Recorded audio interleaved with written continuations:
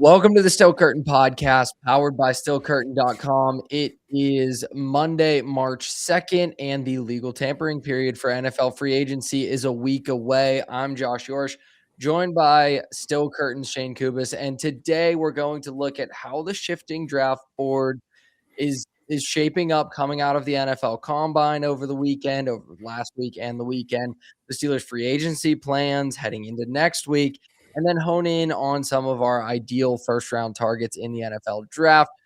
But first, we're going to share our takeaways from the NFL Combine. Shayne, there's a lot to unpack, but also, like, not huge stories maybe coming out of the draft. Some people ran fast, some people measured big, without many quarterbacks maybe in the conversation, and that being pretty clear, there maybe wasn't the drama of other years, but what were your main takeaways from the draft at large and then to the Steelers specifically? Yeah, I think the biggest thing that I think people are gonna be talking about is the fact that by far, at least from like an average perspective, the fastest group of players to ever be at the combine. Now, Mhm. there's some people that have pointed out, rightfully so, that not many players tested compared to years past in a lot of cases. So that skews the results a little bit. It felt like guys who knew they were fast ran and those who didn't. Like that's kind of the thing. And like there's some guys who still ran, more normal for what you'd expect them or what the combine can sometimes give you. But a lot of fast players, and at least all the ones who were fast showed up and ran, and testing certainly stood out in that way. So that's probably the biggest takeaway that people are going to have. Yeah, it feels like I've heard conversations about, okay, 7 or so years ago is when high school training kind of changed and Yep. got a little more professionalized, and with agents and everyone being able to be involved with these players at younger ages in college and even in high school, their training is different, the investment in them is different, and that's kind of coming to fruition. But I also hear you in the fact that the ones that know they're gonna run fast are the ones that run at the combine, and everyone Yep. else does it at their pro day. Where they Um, will be faster, almost where certainly. they're yeah, you would have to imagine that they're fast. Some things that they can't really control are measurements, and yesterday, especially, we saw some interesting things with offensive linemen. We saw the storyline with Ruben Bain on the defensive line. Arm length feels like the new hand size, right? Like, that's the big conversation coming out of Will Campbell's performance in the Super Bowl. Right. Do you think there's any effect there? We can talk about Feno, Maui Noah, the top tackles who measured pretty short in arm length. Also, maybe the combine person that does the measurements shorts everybody. So there's a weird element there. Do you make anything of all of that, and do you think it has an impact on the Steelers? So as far as the Steelers go, I don't necessarily think so because I think if they go offensive line in the first round, it's more likely to be a guard. Mhm, Specifically, someone like Vega Ione or someone of that nature falls to 21, which don't think this necessarily going to happen, at least with him. I think it would probably mhm, be a tackle type that maybe you move into guard potentially if they were going to take one in the first round. But it is interesting because I think especially with Maui Noah, like I didn't necessarily have issues with him at tackle just on a personal level because I thought he didn't have the length per se. It's just mhm. over 33 inches, so it's not super short. It's not like egregiously bad, but it's shorter than a lot of tackles. I think it's like I think it was 19th, 20th 18th percentile. Yeah, percentile something arm like that. length. Yeah. Somewhere around Or there, right? tackles. Yeah. For tackles specifically, yeah. So like it's not egregious, it's just a little shorter. But my issue with him more so is I think his play style and his game translates better to the inside where he can just absolutely take control of guys with his power and his strength. Like that Mhm, just to me fits better for a lot of teams. Now, that doesn't mean he can't play right tackle. He probably will initially, especially if he's going to go as high as he's projected to go. But as far as the Steelers are concerned, like a lot of the guys who you'd have that concern with probably aren't making it to their pick anyway. And mhm. and the guys who might, again, they're probably going to have higher grades than some of the other positions realistically if someone makes it to 21. So for the Steelers, not so much. For other teams, all I'll say is focus on why they lose when they lose. If it's not the length, don't worry about the length. That's kind of my opinion on that situation. Yeah, and the only effect I could really see is, like, maybe teams view those guys as guards, Right, or at least guys but who might have to move into guard might some have point to in their yeah, eventually, and, like, maybe that slides them down. To a me, little that bit. just Yeah. moves Monroe Freeling, like, he was gonna do that on his own. He's well out of the Steelers' range Yeah, now. I If you think had so. dreams of a left tackle from Georgia and kind of reduxing the Broderick Yeah, Jones trying that situation, again. Yeah, trying that again. feels like it's out of the realm. To me, he feels like he's gonna be a top 10 person, top 10 player after the Yeah, that athletic testing. and Browns well, at 6 might be the floor for him at this point, I'm not gonna lie. Like, they might just look at him and go, "You know what? Yeah, we're gonna take that guy." we're not gonna screw this up, and we're gonna go in that direction. One that maybe has more impact for the Steelers because we can get into Tommy's wonderful tracker on Mhm. his social media and the official meetings that the Steelers had. Everyone meets with everybody, but the official meetings hold They're a a little little bit different, yeah. more weight. So somebody, it's clear the Steelers are targeting wide receiver, whether that be in the first round or the second round, but early wide receiver is something that is obviously a priority based on those meetings. Carnell Tate didn't run particularly well in his 40. Do you make anything of that? Do you think it affects him because he had on the field issues, if you'll call it that, and then Mekhi Lemon had kind of off the field interview stuff. Do you think that changes anything for the Steelers? Those guys kind of could get into range. I don't think Carnell Tate has any chance. I don't think Mekhi Lemon has any chance. But do you think it shakes up the wide receiver, the board at wide receiver? I think the Lemon stuff is more interesting because it is off-field things with him, Mhm. and it's not even off-field in the sense that, like, there's anything we've heard, like, that he's, a bad person necessarily, anything crazy like Yeah. that, but a lot of reports have come out that he didn't interview very well, and honestly, like, I've seen a range of opinions on his weird, like, I'll just call it snake charmer looking thing he's doing with his I don't know. Again, there's some people that are like, Yeah. "That's just what Cali guys are like," and I'm like, "I couldn't speak on that. I've lived on the East Coast my entire life. Maybe some of them are just a little goofy in that way, whatever." But I have heard reports that he didn't interview particularly great and stuff like that, so that can impact things, right? Like, it only Mhm. takes one team, though, in the top 15 picks to say that he's too good of a football player, right? Like, I Yeah. don't think that'll necessarily, keep him from being drafted high. And then with Cardinal Tate, like, as far as his stock, it just depends on how fast you thought he was, because like, I thought he was a 4.5 guy. Yeah. And he that's what he ran. Like, would I have loved to see a 4.4 just to see if it was in there? Yeah, but my comp for him has been T. Higgins, and he ran faster than Higgins at the combine. So, like, Yeah. and it was T. Higgins with a little bit more juice, which ironically feels exactly what he showed. So, like, that to me, like, if you thought he was gonna run fast and you're disappointed, but also I think if you thought he was gonna run faster than that, you maybe didn't watch a lot of him at Ohio State. So, that's my thought with that one. And I think it goes into your point of only really the fastest guys are running now. So Usually, yeah. we're seeing like 4.3s and 4.2s, and some of them are maybe a little bit unexpected. Jeremiah Love, like popping with a 4.3 is I okay. thought he might Yeah. crack I mean, under he's 4. like I mean, we've ridiculous. seen He's him just in an the open absolute. field. He can Oh really open yeah. it up, yeah. So, Yeah, but that was still one of like, okay, that was what you hoped, and then it yes, happened, yeah. and then okay, Carnell Tate, you have dreams of maybe a 4.4, and you see a lot of the other guys running in the 4.3s, whatever, because they're the track guys that are Yeah. going to run well, Mhm. and then he didn't, and there were reports, oh, teams hand timed him at 4.46 You or can hand time whatever. whatever you gotta Yeah, tell yourself to draft him, probably just yeah. do that. He's just a really good Like, football player, so right, to me, I don't exactly. think it really changes anything for Yeah. the Steelers. Like, I don't think either of those guys are going to come into the Steelers' range on the Mekhi Lemon thing. It's very funny because I spent the year before the Steelers traded George Pickens saying the Steelers needed to trade George Pickens, and I'm very tired of diva wide receivers and like all the antics and everything. And if Mekhi Lemon somehow got into range, even for the Steelers to trade up to 15 and go get him, do it in a second. Like, he's just such a good football player that I Great don't fit for really Mike care. McCarthy too, to be that, like, Yeah. inside player in his offense. Like, again, the lemon I have no idea what it is. Yeah. It threw me off, obviously, because it was just weird to watch him act that way. But some guys are just there's a lot of weird guys in the NFL. Okay, Yeah. let's just leave it at there. Like, there's a lot of goofballs and guys who aren't necessarily bad people, but just weird. I think George is kind of in that boat for the most part too. I don't know if he's a bad person so much as he is a weird Mhm. guy. Yeah. Some of these, that's just how it is. Like, receivers are weird. You see all the memes of, like, quarterbacks are like, "Ah, we got to go out there and get him next time," and running backs are like goofy, and then wide receivers quote like inspirational things and say stuff that Yeah. I like mean, AJ philosophers say. Brown reading a book Yeah, on the side, like, who it, cares? If he's it's just great. weird. Yeah, Yeah.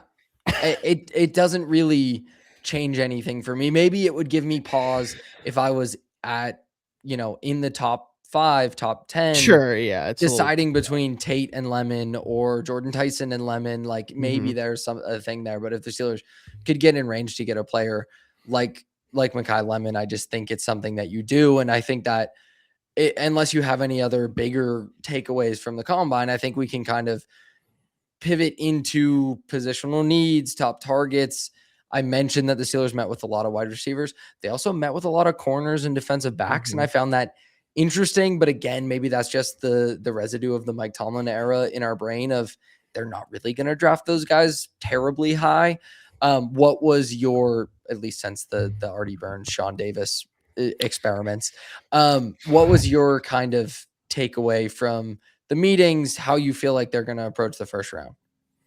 I still think if you had to ask me today, receiver that's the leader Mhm. in the clubhouse because Yeah. the depth is there. Like they're gonna get 4, 5, 6 deep in the first round receiver before you're like, I don't know if I'd take that guy in the first round. So it would make a lot of sense. I Mhm. think the defensive back of it all, like someone like Dylan Thieneman, who had a phenomenal combine, right? Yeah. I think you could justify that pick if you're gonna use him kind of all over the field, which is This what is he kinda Oregon did safety more. Dylan Thieneman. Yeah. Yes, exactly, yeah. He has a lot of experience playing back when he was at Purdue. He had a 6 interception freshman season. Mhm. He played a lot closer to line of scrimmage for Oregon this past year, showed his versatility to do that. He's the type of DB that I could understand just trying to slot into the defense and just kinda do different things with him. Kinda like what they wanted Ramsey to do, but he clearly isn't quite able to do that anymore. Yeah. But as far as the first round, I still think receiver makes the most sense. Now in the second round and beyond, that's where the depth of this corner class starts coming into play, where you can go after a corner to try to play opposite of Joey, or go after a safety to kind of pair back with either Elliott or Ramsey, whoever is going to be the other safety, back. Where I think they want him to still be a slot corner. I just don't know if Mhm. he can actually do it, Yeah. but they could still use more depth in the backfield or the back of the secondary, especially. Yeah, I just for the Steelers defense, I feel like they desperately need more coverage bodies in the Yes. second and third level, like, to have any flexibility with Ramsey, right? Like, maybe Thieneman is that player that they would wanna do those things with, bring him around the line of Mhm. scrimmage, in the slot, dime backer type of stuff. But even if you get more of a traditional safety that's gonna or want Thieneman to do that, then you can use Ramsey in those more flexible Yeah. ways, and, like, that's intriguing to me. I'm very tired of, oh, okay, the offense found a way to get Chuck Clark one-on-one and you're Yeah. just cooked, right? Yeah. Like there are That's the too problem. many of those situations happening for the Steelers in recent years. So I'm excited that they're so interested in DB, but I still feel like it has to be receiver in round one. How do you, you mentioned the depth of the corner class. How do you compare like the value, right? Because you're trying to game it out. It's not just, Mhm. oh, you need this position first, you need this position second. It's you can get a better value on a receiver in the first and a better value on corner or vice versa in the second. Like, how do you kind of game that out so far as you're building out your board? So I haven't gotten to corners yet, specifically, like Mhm, as far as my own watching, but from what mhm. I've seen, heard, it feels like the depth at receiver in the first round is much better than the corner depth in the first round. I think Yeah, there's the two main guys people are talking about: Mansour Delane out of LSU and Jermon love McCoy him. out of He's Tennessee. awesome. Right. I love them both. Yeah. I'm worried I'm about the excited to injury with watch them. McCoy, Yeah, that's the problem with but McCoy. yeah, Yeah. But assuming he tests at his pro day, everything looks good. Delane, we already kind of know he's a known commodity. Played a lot in college, just had a phenomenal season at LSU. If those guys are as good as advertised, they're clearly the top two guys. When you mhm, get past them, is then to me, at least from what I've seen, where you start to be like, they might be first round players, they might be not most years. I think yeah, with the receiver, you get 4 or 5 deep into that before you start asking yourself that question. So it makes sense for where the Steelers are picking that the better player and prospect is probably going to come from the receiver position, but mhm, it also depends on how fast do they actually go. Like if we get to receiver 6, receiver 7, are they yeah, going to be better players than corner 3 or 4? Maybe not. Right? Like that's where you start playing that game of like they're both needs, who's the better player? That's how you should probably go about it generally in the draft. yeah. But right now it still lines up to me that it's probably going to be a receiver between at least between those two positions.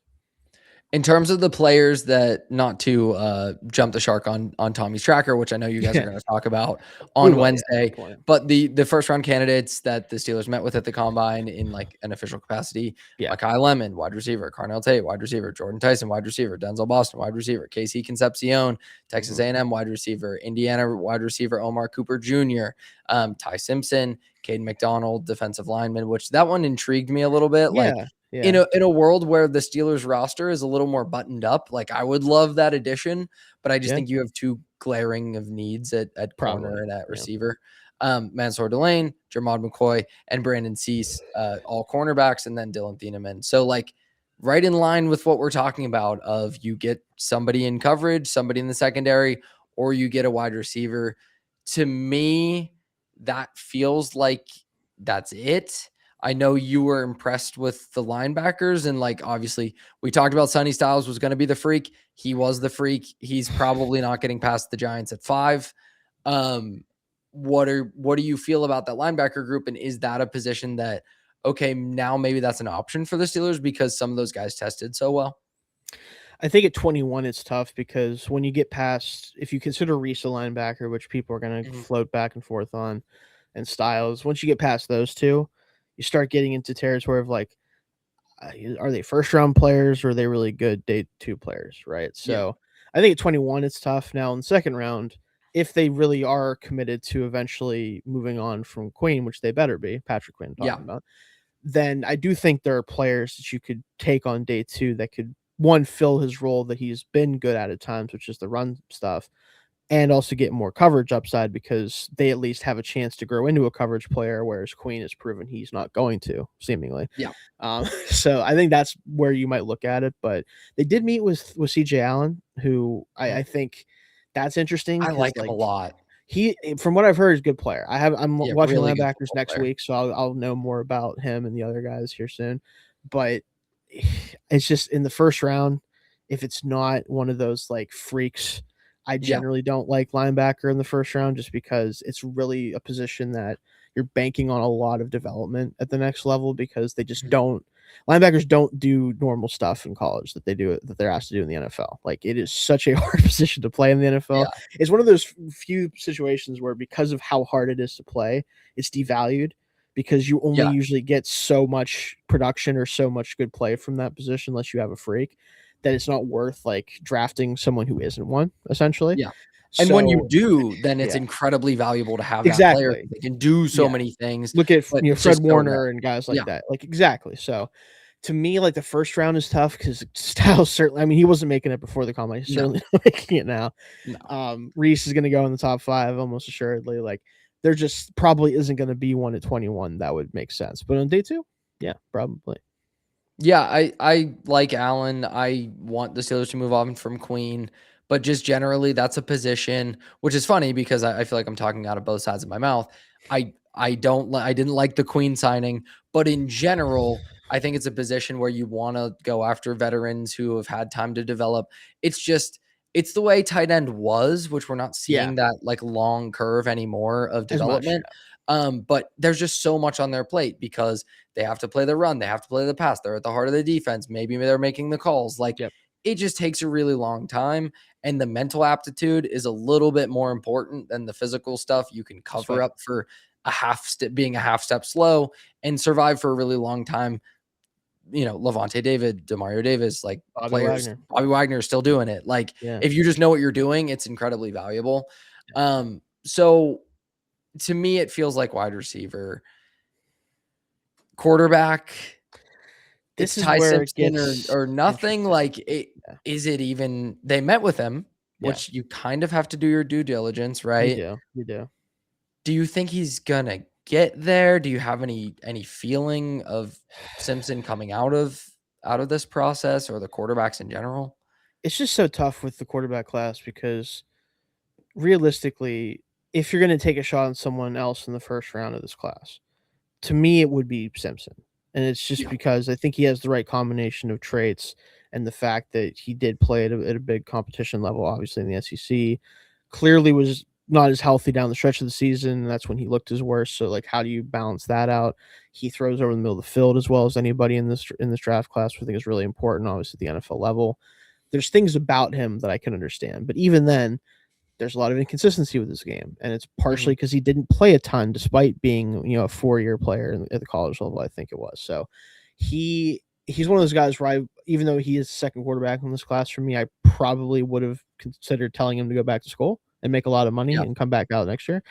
But the fact he's in here, I do think you have to consider him. But as far as where he'll go, we see this all the time that quarterbacks get pushed up. But like last year, I will say, like, depending on how you felt about Jackson Dart, right? Mhm. I think he didn't necessarily get that pushed up because he went almost at the end of the first round. Yeah. I think unless a team And really that loves was Ty felt like a Simpson, yeah. yeah.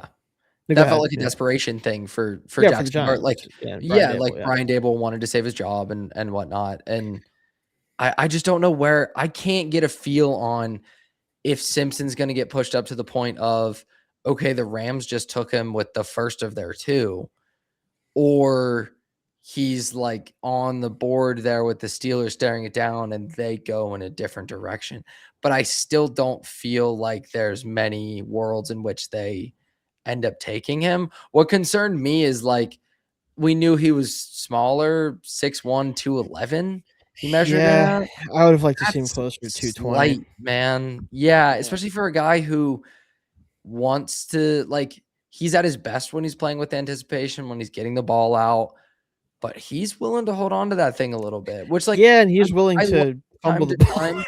Yeah, like, I can like it at time to time when you're like, "Okay, I'm not going to bail at the first sign of pressure." Yeah, yeah. He will scramble around and whatever, but I'm not gonna just get it out, throw it away at the first sign of pressure. Mhm. But when you're 211 and you're not Jaden Daniels, Yeah. that concerns me. When you're 211 at the combine and could have just bloated up on water weight and, like, maybe he didn't do that, right? Maybe he Yeah. didn't just, like, try to weigh as much as possible, but that I don't know, that worries me.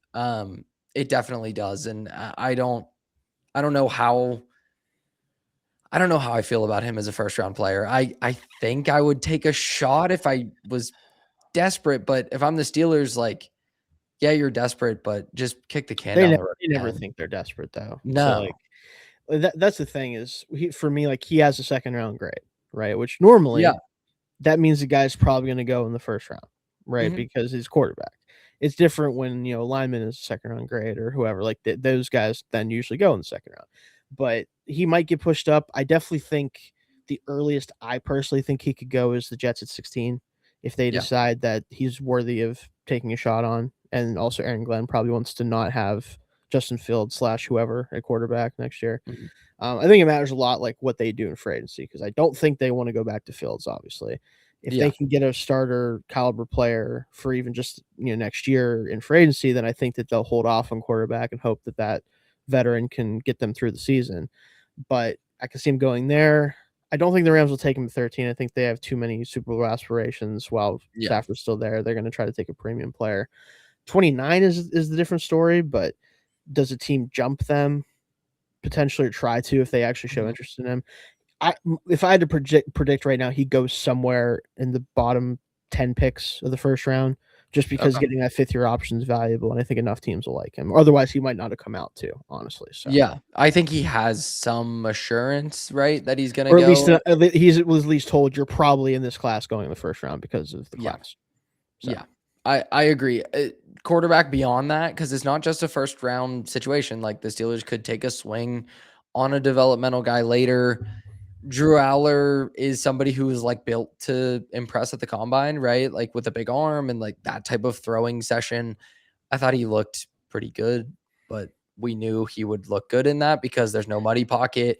He's a long lever guy who's yeah. like, if his footwork gets out of whack, the accuracy sprays. And if he has no bodies around him to mess up that footwork, he's going to look pretty damn good. Do you have anyone else that was on your radar? I know you like the North Dakota State guy and he ran really well. He did. What's your feel coming out of it?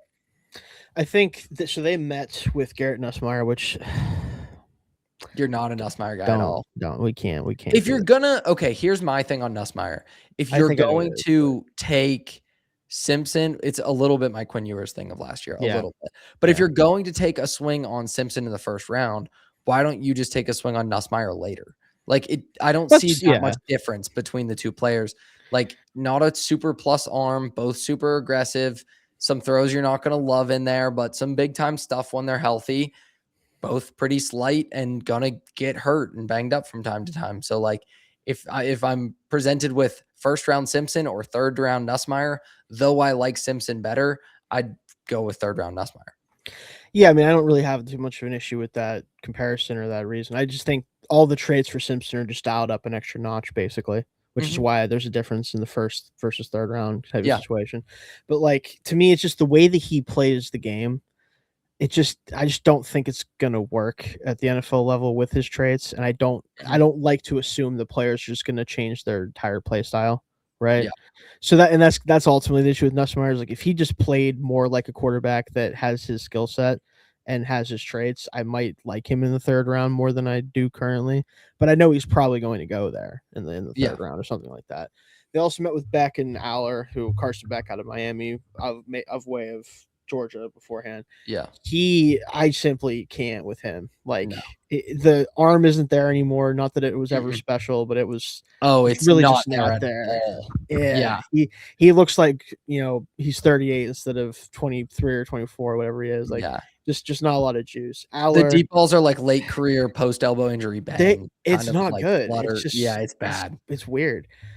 Aller, I've talked about plenty. I watched him for a full year when I covered Penn State briefly. Mhm. Looked okay that year in 2024, but last year between the injury and he's the same guy he's kind of always been, and I don't Yeah. know how much different he gets because he's played a lot of college football. It's not like he hasn't gotten the reps. Someone's going to take him in the third round because he's 6'5" and he's big and can kind of move. Like we know the story on this. Yeah. Probably won't work out, but someone will take him early. It probably won't be the Steelers, but I could see them being like, "Oh, Mike, we can get you this 6'5" Yeah. guy." Like, all right. It's like at that point, just let Will Howard go out there. It's not his traits you, but like I think he could play Yeah. quarterback better, probably. Yeah, I think that is an interesting thing of comparing any of the mid-round guys that the Steelers could take, even be that a true upside swing on a Taylor Green or somebody, Yeah, like, maybe like that's a later round, yeah, that or Will Howard, like, I'd probably rather swing on the traits, including Drew Aller, but I'm just maybe, so yeah. not there on Howard. Either way, it's just kind of a roll of the dice, like a Yeah, dart you're not throw taking this is not situation. your serious attempt to find a No. future like it's someone like, all right, we have an extra third, a couple extra thirds. Let's throw one on one of these guys who's big and tall and strong and fast. Like Yeah. that's pretty much what it would be. And like the Taylor Green of it all, he was fun, obviously at the combine. Mhm. All I'm saying, right at the risk of being made fun of or told I'm being mean, you should take that guy in the third round just in case one, he can play quarterback a little bit. But more importantly, if you can convince him at some point, if he's not good enough at quarterback to play literally anything else, he's probably going to be awesome. You know what I mean? Like it Yeah. was kind of the same reason I talked about like Jalen Miller last year. I'm like, you should Mhm. take him in the third round despite all the deficiencies he has as quarterback currently. Because one, if he figures them out, he's going to be awesome. And if Yeah. he doesn't, that dude could probably be an all-pro running back. I'm sorry. Have you seen Yeah. this Oh guy? my god. He's a Yeah. freak. Like this is ridiculous. There's no way you should not be able to do that at the size he is. And Green's the same way. Like he could be probably just actually not even a tight end because usually it's the quarterback to tight end thing. He might be Mhm. just a receiver. He's Yeah. 227 pounds and 6'6". Like he's a freak. So I think he's worth a late day two pick just because he might be able to do something else for you if he isn't a quarterback long term. So but yeah, you're right. I get the going with someone like that opposed to just sticking with Will Howard because yeah, he's not a tradesy guy. That's the thing. That's why he Yeah. goes to the sixth round. So Yeah, but I mean, we've seen recent not super traitsy guys, they Brock work out Purdy, sometimes. like, find a way to do that. It's such a, like, lazy thing to be like, Yeah, it Brock is. Purdy, but Like, oh, he also that plays in did San happen. Fran, and yeah.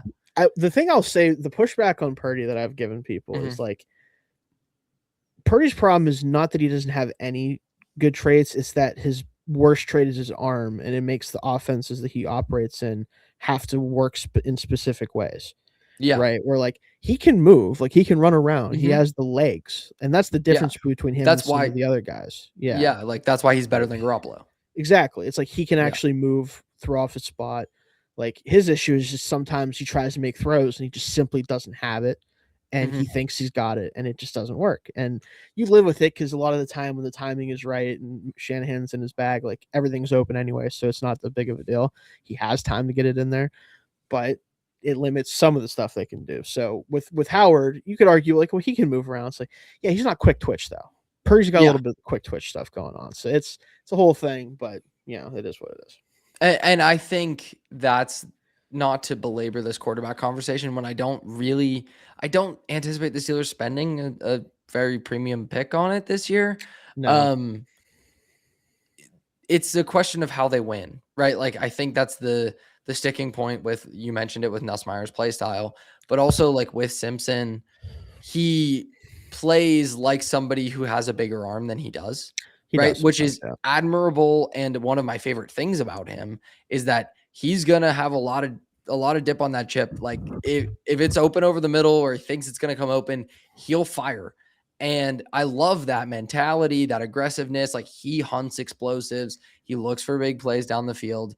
I think you really want that, but do you have the arm to cash that check? And if you try to win that way in the NFL with tighter windows and faster defensive backs, that sometimes those windows close a little bit too quickly and it's going the other way.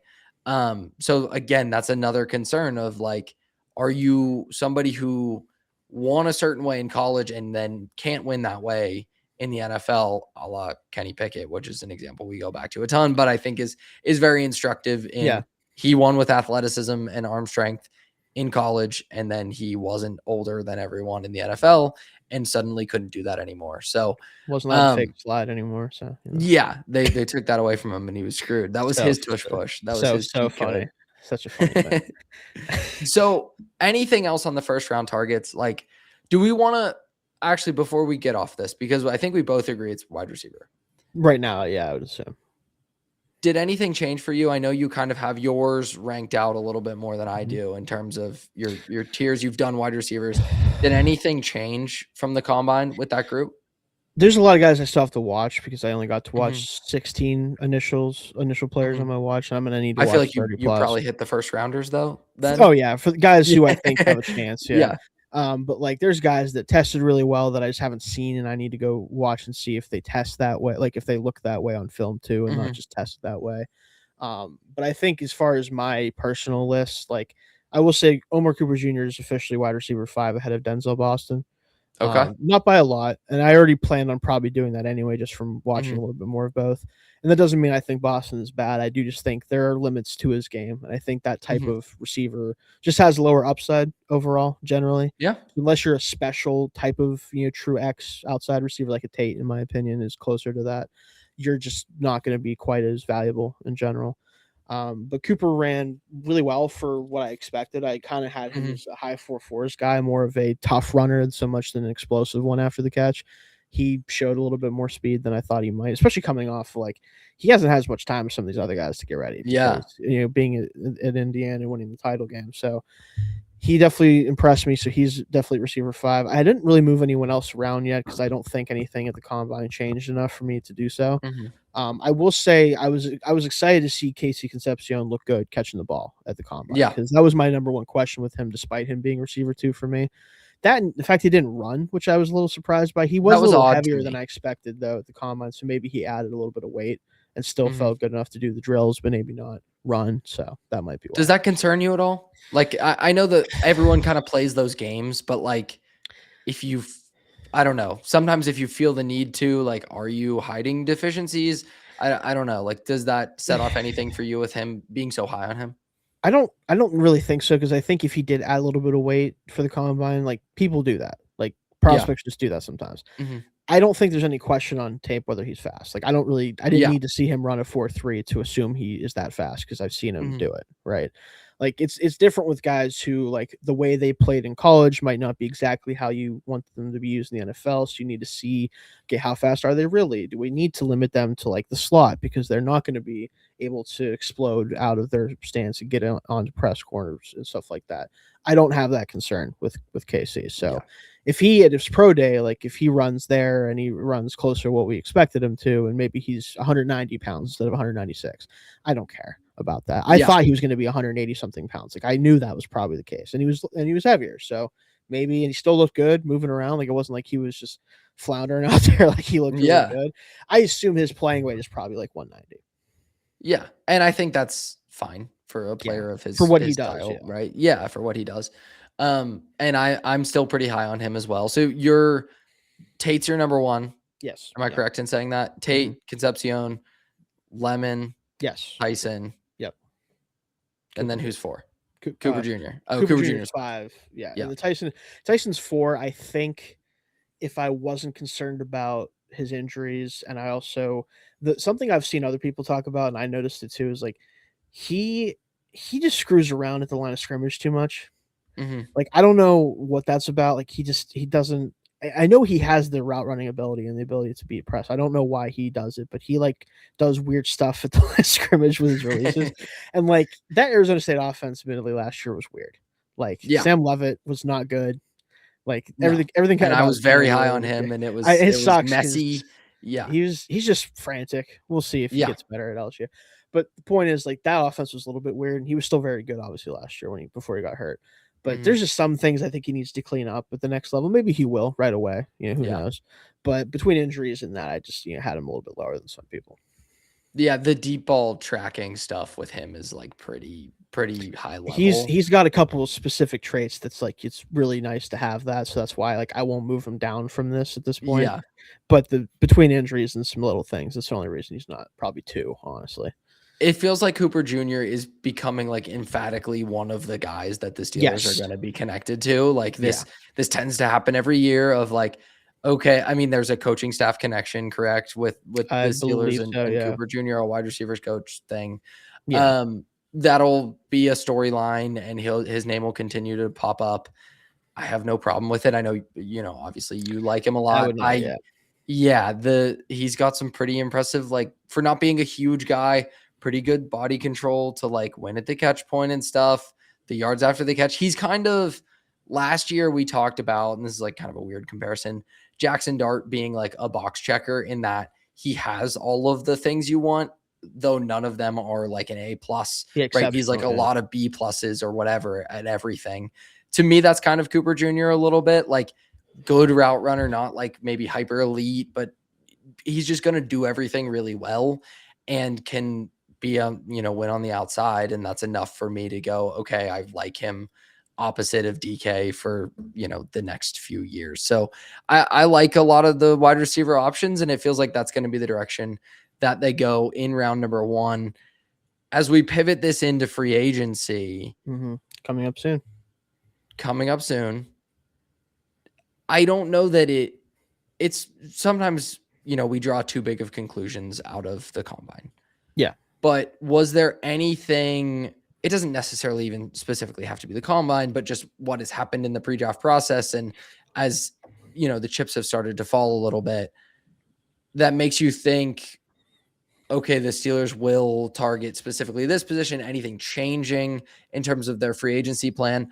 Wide receiver is pretty deep that we feel like they can double dip in the draft and don't have to spend in free agency there. Like, are there anything changing for you? I think the depth of the defensive back class and the interior offensive line class might influence how much they're willing to spend on those positions in free agency. Because to me, it feels like if they're going to go after a more expensive free agent, especially if it's not bringing back Isaac Seumalo to be the left guard, it's finding a replacement for him, right? Like that's where I think the money could end up going.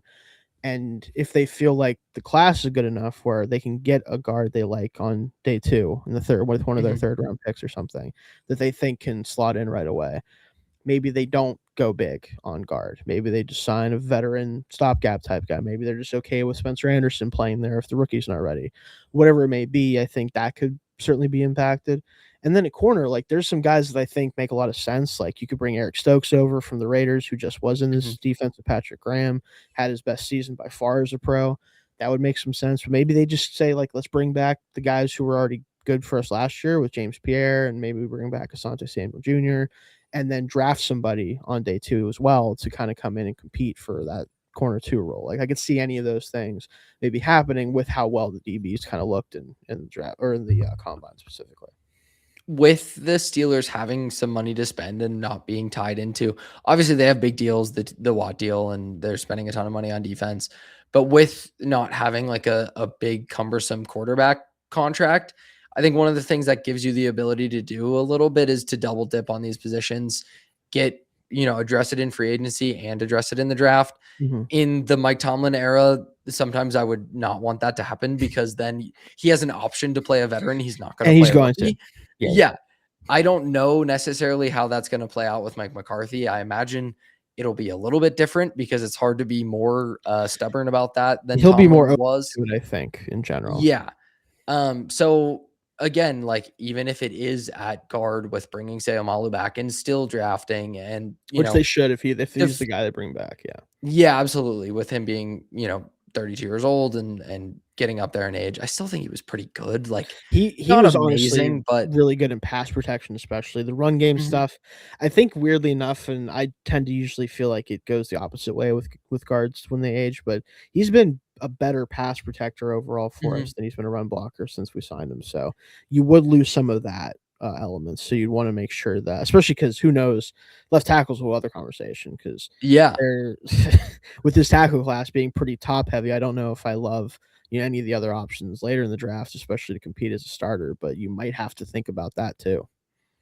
Are we staring down like it's just Dylan Cook at left Which, tackle? like, if you go into camp and it's Broderick Jones, if he's healthy, which we don't know Mhm. if that's going to be the case from what Omar Khan said during the combine Yeah. interviews, and Dylan Cook and insert $5 million free agent here, Mhm. am I going to feel great? No. Yeah. But if we get Dylan Cook last year, like if that's who Dylan Cook is, then yeah, we don't need a left tackle. Like that is a starting left tackle that we had last year. But it was a handful of games in the grand scheme of things, and we played in an offense that got rid of the football really fast. Now that is Mhm. that going to remain the same most likely, Yeah. no matter who the quarterback is, probably. But still, like he's an unknown quantity overall still. So I'd like to have something else they can bank on, especially if Broderick is actually not able to compete. So Yeah, that's the concerning part because in my head, okay, you have Broderick kind of as a failsafe that we know which is a crazy place to be at with him, yeah. where like he's not a good player and maybe things would completely fall off if he entered the year not as the starter and like who knows with like work ethic stuff and Mhm. not to question that in the It's just player, but tough as a first we've round just pick had to yeah, we yeah. don't know about that and we've also had weird things about him coming in like way underweight and saying I'm going to put it on Which throughout is the so season. weird, by the Yeah, way. it still just didn't make a lot of sense, right? Like, Like, so how since when do offensive linemen have trouble keeping their weight on in the yeah, NFL? Like, usually it's the opposite. Usually it's like, "Oh, Caden Proctor, hope he doesn't come in at 370," but he didn't, by the way, good for him. yeah. Like, that's usually the problem is of keeping guys at their weight. His issue is he coming in like 10 pounds under it doesn't make any sense. But anyway, sorry. No, yeah, I think if he is unable to be ready, Yeah. then the security, the it's limited sense of comfort, I feel, but that is kind of gone for me with the Mhm. Cook situation where, okay, like you're really throwing a lot of chips into that.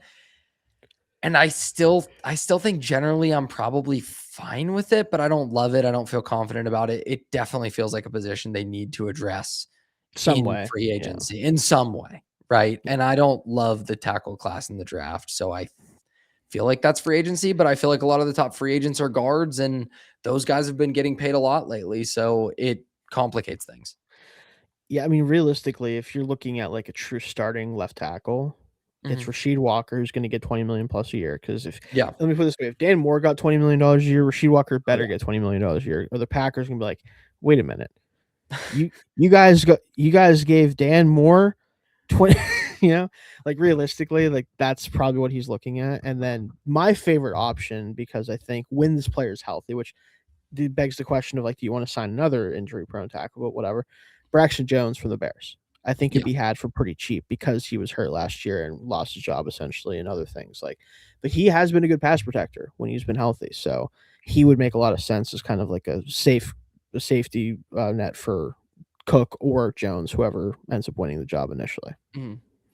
So then wide receiver. Do you think like Romeo Dobbs is on the table? Do you think that's like a real position that they're going to actually spend? I feel like they have to add, right? They just Someone, have to add in free agency as well as the draft. You can't yes, just I think it would be like borderline malpractice to be like even you can feel it however you feel about Concepcion or Omar Cooper or whoever it is, even if it's Mekhi Lemon at 21, which is not going to happen probably not. to Yeah. only bring in that player and lump that like dump that much responsibility on them to be a true like maybe number one right away, like number two, but maybe potentially a number one. That feels really, really worrisome. So I would think they have to add at wide receiver, but there aren't a ton of great options. Yeah, I mean, first of all, not that we would have signed him anyway, considering we're the reason why he is where he's at right now. But George Pickens, obviously top name on the market, has Mhm. been franchise tagged, rightfully so. We'll see what happens with him. Alec Pierce, I think, is going to get tagged too if he hasn't already. Honestly, wouldn't be Yeah. surprised if I just missed that. But he's probably getting tagged in some way because the Colts don't want to let a guy like that go who just averaged 20 plus yards per catch for 2 years in a row without great quarterback play, frankly. Um, you start getting into the Romeo Dobbs of the world, which that's actually who I kind of hope is their top free agent target Me too. because I think bring a guy like him in. Ideally, he's your wide receiver three in a really good offense. And I think if you take him and add him to DK Metcalf and then a first round wide receiver, Mhm. whoever's playing quarterback should not have any excuses to not perform, right? Yeah. Because the offensive line, assuming the left tackle spot isn't a massive hole, which I do think ultimately, in one way or another, it won't be, right? Like that's just kind of my thought process with this. Like whether it's Cook playing as well as he did last year, or Brodger gets healthy and plays better, or they bring in some whatever, right? I think it'll be at least be a starting caliber player from that spot.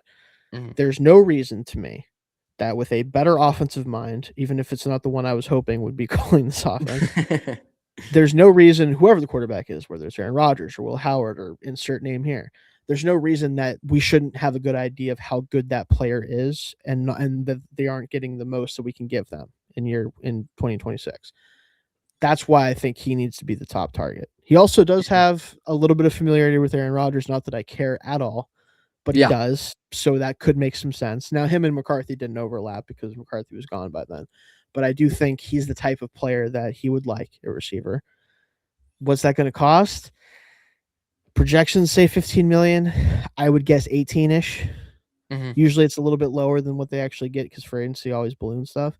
Yeah. I think it's a little bit expensive for the guy that you hope is your third receiver at some point, but they need receivers. They just do. Yeah. You cannot I go would do into it in a next heartbeat. year. Yeah. Yeah, you can't go into next year with this receiving core not being completely revamped. So I would even pay a little bit more just to have some investment in the position. I mean, you have the yeah, DK investment, which is a lot.